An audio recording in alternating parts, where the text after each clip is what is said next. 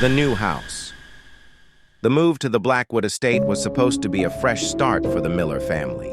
It was a sprawling Victorian structure, tucked away behind a veil of weeping willows, bought at a price that felt like a steal. "It just needs a little love," Elias told his wife Sarah as they carried the first boxes through the heavy oak doors. But the house didn't feel like it wanted love. It felt like it was holding its breath. The first night. The silence in the house wasn't peaceful. It was heavy. That night, their 7-year-old daughter, Lily, came into their room, her eyes wide. "Mommy, the lady in the wall won't stop scratching," she whispered. Elias laughed it off as the house, settling, a common excuse for old wood and shifting foundations. But the next morning, they found long, rhythmic gouges in the wallpaper of Lily's room, perfectly straight, as if made by human fingernails.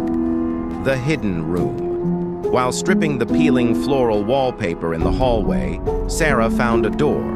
It had been plastered over, hidden from sight for decades. When Elias pried it open, they didn't find a closet or a pantry.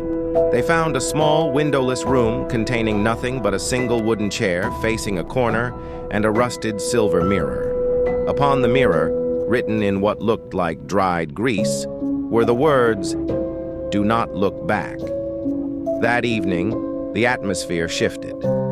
The air grew frigid, and the smell of wet earth filled the hallways. Sarah was in the kitchen when she saw a reflection in the darkened window. It wasn't her own. It was a woman with a sunken face and hair like tangled weeds standing directly behind her. Sarah whirled around. The kitchen was empty. The basement revelation. Desperate to find the source of the scratching, Elias headed to the basement with a flashlight. As he reached the bottom step, the door slammed shut behind him. The light flickered and died. In the suffocating dark, he heard it, the sound of bare feet slapping against the concrete. Step, slap, step, slap. "Sarah?" he called out, his voice trembling. A rasping voice whispered directly into his ear, "She isn't here anymore. We are."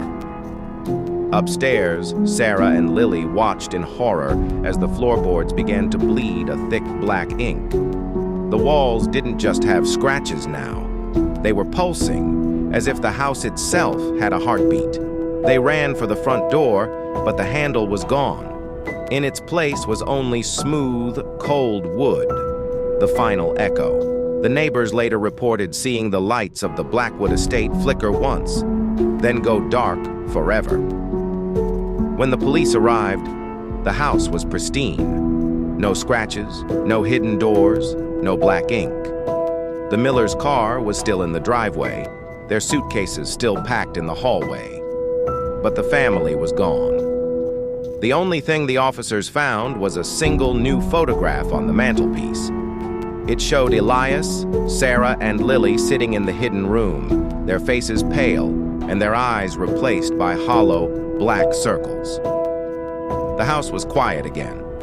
It was waiting for the next fresh start.